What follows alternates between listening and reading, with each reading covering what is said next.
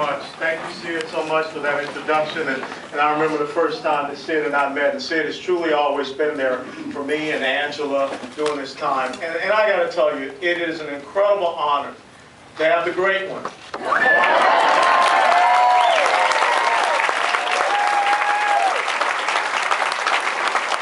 Not only here in South Florida, not only here in Palm Beach County, but here in the neighborhood that I live in. I will never forget this moment. And to have you, sir, Mr. Levin, with him. You have a great son, and you have a son that is making a difference in the United States of America. So I want to thank you for raising up a true American patriot.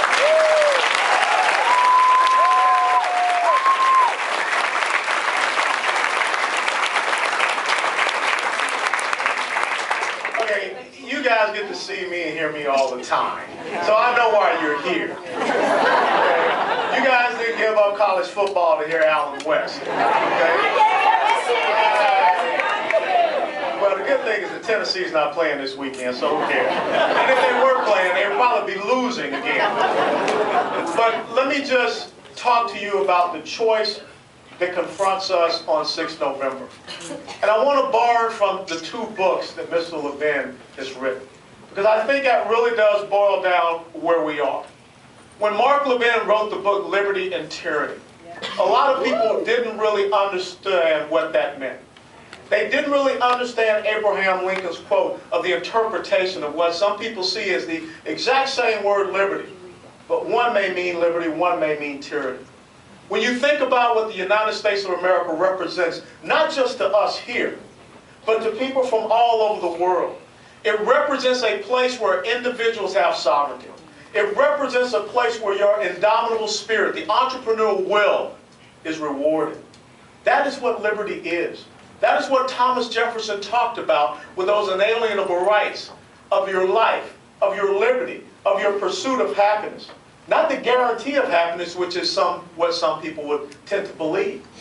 And when people tend to believe it's a guarantee of happiness that does not come from your Creator, as you saw at the Democrat convention, do you realize how important it was when Governor Strickland stood there and brought up an amendment to add back God into their platform? Because if you take God out of the platform, if you take God out of this nation, then you take the words of Thomas Jefferson and they mean nothing. Because then you replace God with the big G with government with the little g. Government run by man. And therefore man can then promise you happiness. Man can take away that happiness. Man can turn liberty, for meaning your individual will, your individual sovereignty, into their own designs and desires. You know, when you hear the president stand up and talk about fairness and fair shot and economic equality and economic patriotism, that's not what this country is about.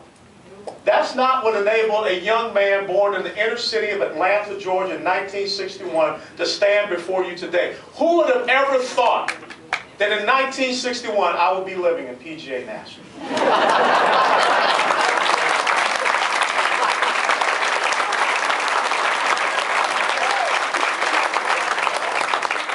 And who would have ever thought that I have a constituent by the name of Rush Limbaugh?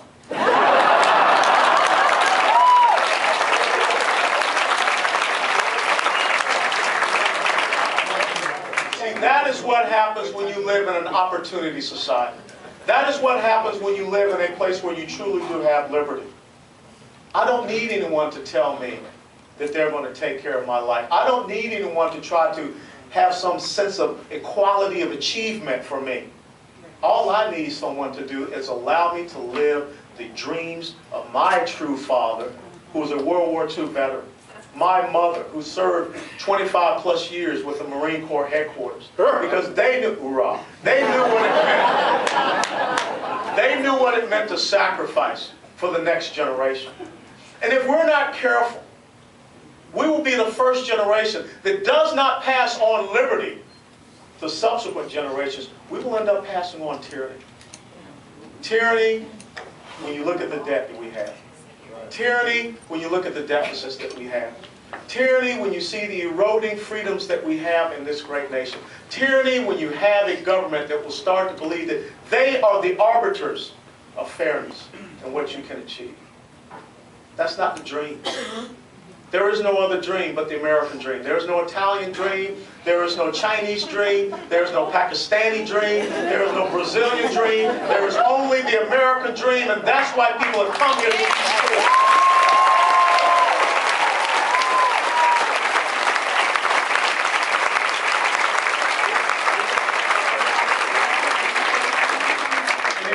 Read Mark's second book. It talks about when you go down this path of faux liberty. When people start to say that they're going to create a sense of a social utopia for you. That's the title of this book, Ameritopia. When people all of a sudden take you from the pursuit of happiness to a guarantee of happiness. That's not the American dream. Because as Margaret Thatcher once said, the problem with socialism is that you eventually do run out of other people's money. And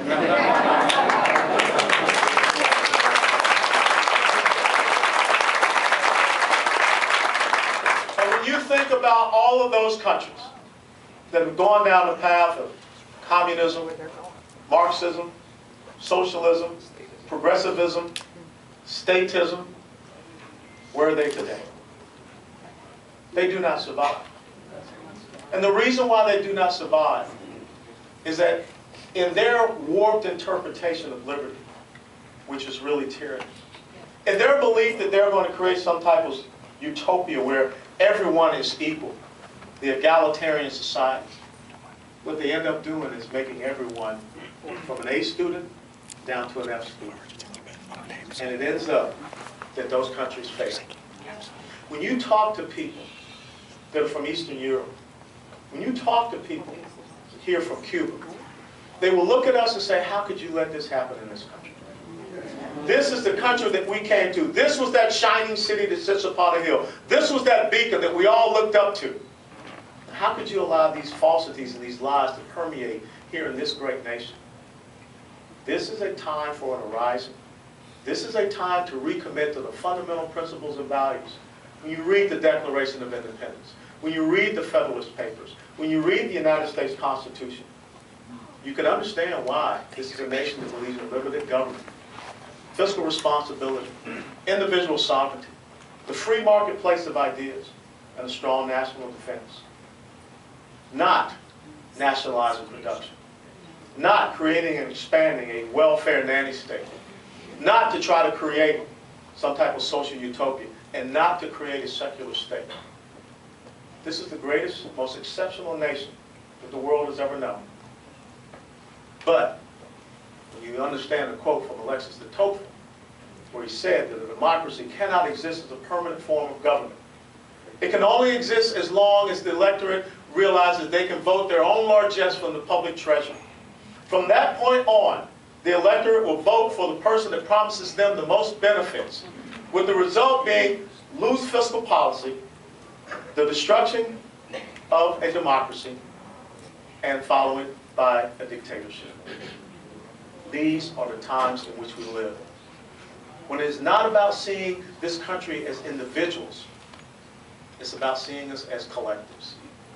And trying to promise more to this group and more to that group, just so you get that majority that allows you to stay in power and allows you to manipulate people. The choice is between liberty and tyranny. The choice is between economic freedom and a perceived social utopia. The choice is between an opportunity society or a dependency society. Liberals hate me because I will fight them. Because I've been fighting for this country all my life.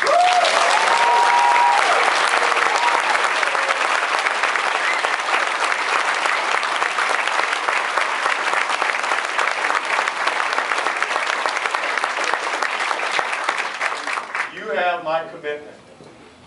Just the same as over those 22 years when the phone would ring in the middle of the night, I'd answer it, I'd leave my wife and my daughters.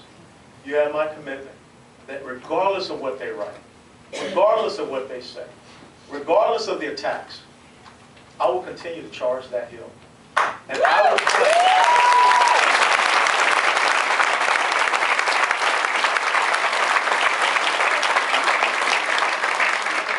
I will plant the standard which represents the dream that all men, all women have looked up to for all of these 236 years.